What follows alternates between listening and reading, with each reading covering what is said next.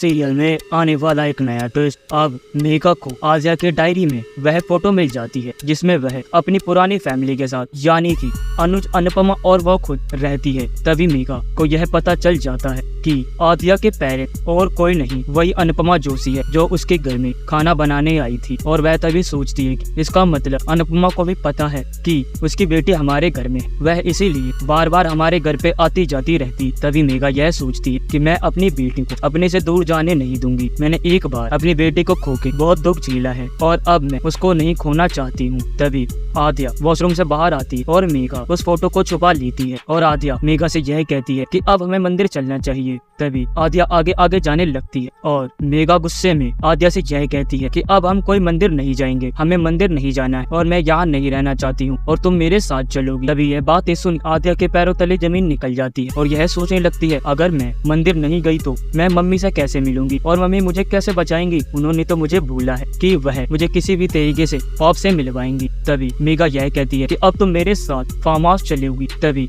आद्या यह कहती है पर मम्मी आपने तो मुझे बोला था कि आप मुझे राधे कृष्ण के मंदिर लेके जाओगी, पर आप अब बातों से पलट रही हो। क्या आप नहीं चाहते कि हम जन्माष्टमी की पूजा करें? तभी मेघा यह कहती है कि मैंने एक बार तुम्हें बोल दी तो तुम्हें समझ नहीं आता है, तुम मेरे साथ फार्म हाउस चलोगी। तभी आद्या बहुत ज्यादा घबरा जाती है और उसे जाने के लिए साफ इनकार कर देती है और यह कहती है कि मैं राधे कृष्ण के मंदिर जाऊंगी और वह घर से निकल जाती है। और मेघा यह कहती है अगर तुमने एक और कदम आगे बढ़ाया तो मुझसे बुरा कोई भी नहीं होगा आद्या। तभी आद्या उसकी एक भी बात नहीं और वहाँ से चली जाती और वह उस मंदिर में पहुँचती है जहाँ पे अनुपमा भी रहती है और वह अनुपमा से मिलके यह कहती है मम्मी मुझे मेघा मम्मी बाहर आने दे ही नहीं रही थी और मुझे यह कह रही थी कि हम अब फार्म हाउस जाएंगे, पर मैं घर से निकल आई, वो पक्का मेरा पीछा कर रही होंगी। तभी अनुपमा आद्या को अनुज के पास ले जाती है और अनुज आद्या को देख के बहुत ज्यादा चौंक जाता है और उसे अपने गले लगा लेता है और यह कहता है कि किडो आप कहाँ थी, क्या आपको मेरी बिल्कुल भी याद नहीं आई? तभी अनुपमा को यह बोलती है आद्या कि मम्मी मैं आपका दिल से शुक्रिया अदा करती हूँ कि आपने फिर से मुझे मेरे पाप से मिलवाया है। मैं आपके इस एहसान को कभी नहीं भूलूंगी और आप मुझे अपनी पुरानी गलती के लिए माफ कर दो।